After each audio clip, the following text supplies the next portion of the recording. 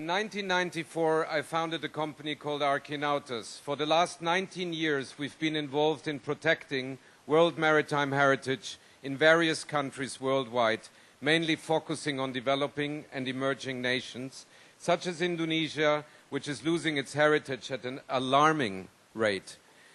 Why did I bring this mission to Indonesia? It is my passion for diving and discoveries, 32 years of being deeply in love with Indonesia.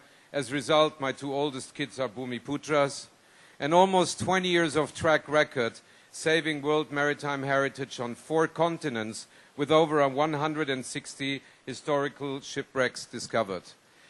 What do we mean with underwater cultural heritage, which I will now call UCH, as every second here counts? It means wrecks or heritage sites which are over 100 years old. Shipwrecks are time capsules, unique windows to the past, providing priceless information on our history. Technological advances make the seabed more and more accessible to us all. Overexploitation of our ocean resources is simply out of control. So UCH is in serious and dramatic danger all over the world, including Indonesia, with its ancient maritime trade routes. What are the main threats? Besides coastal construction, pipelines and cables, offshore exploitation, pollution, and the sheer force of the sea, the 2 main threats are the trawling fleets that cover an area the size from India to Brazil every year, leaving a trail of total destruction. And the other threat is looting by unscrupulous fishermen and treasure hunters. The black market sale of ancient artifacts is a thriving business with annual earnings of $6 billion only surpassed by illegal drug and arms sales. A proactive approach is needed to slow this down. So, we started by launching the Bangka Belitung Babel survey expedition, the first large-scale remote sensing survey operation ever realized in Indonesia, working in direct cooperation with the Ministries of Science and Technology and Tourism and Culture. The Bangka Belitung Straits in the Java Sea has more historical wrecks than most maritime areas. With depths of only 65 meters, these sites are extremely easy to get by.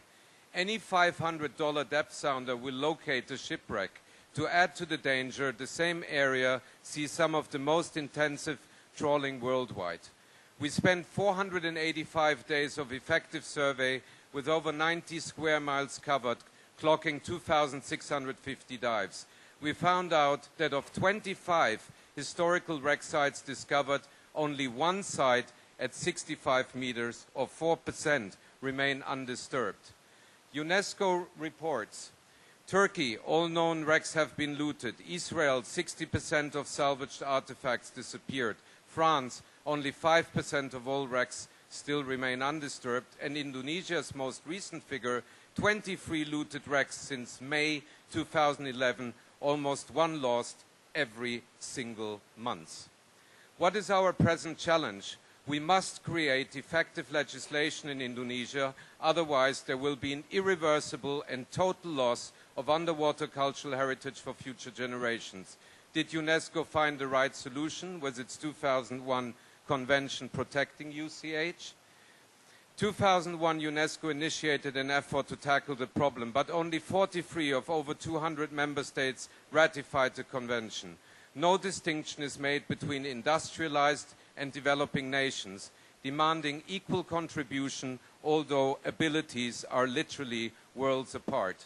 UNESCO's in situ dogma does not work in developing nations with large coastal areas and very limited control. More than often, the in situ conservation argument is used by overzealous academic fundamentalists as an excuse to simply do nothing. The current UNESCO Convention is based on the same principles that the Dutch enforced in 1904 against the Balinese tradition, Tawan Karang, which considered all shipwrecks as Balinese property.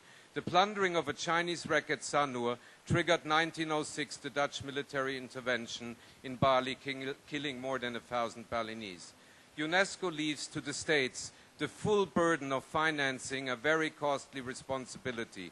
UNESCO strictly forbids the sale of any artifact or commodity from a wreck site, even if a state does not agree.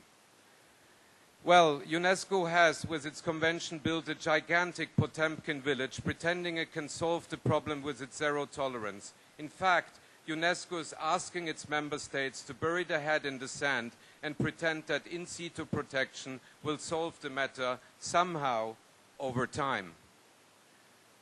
At Arqueonautas, we are promoting the third way, which is neither state archaeology nor is it treasure hunting. I call it commercial archaeology, a sustainable model allowing for a proactive policy towards the protection of UCH. But how to pay for that? Typically, ships carry cargo which is highly repetitive. A museum will only need a small number of each of these objects for a complete and representative collection. Only the best preserved objects of each of the cargo items go on public display. The sale of the remaining cargo to fund a proactive protection is the only pragmatic compromise.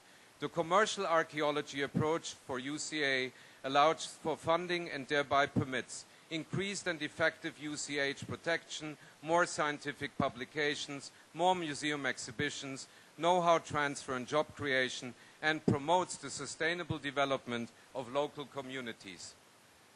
Do we subscribe to a better understanding of who we are through preserving our cultural heritage at a small price to pay, or do we take no action resulting in huge irreversible loss of historical information for future generations?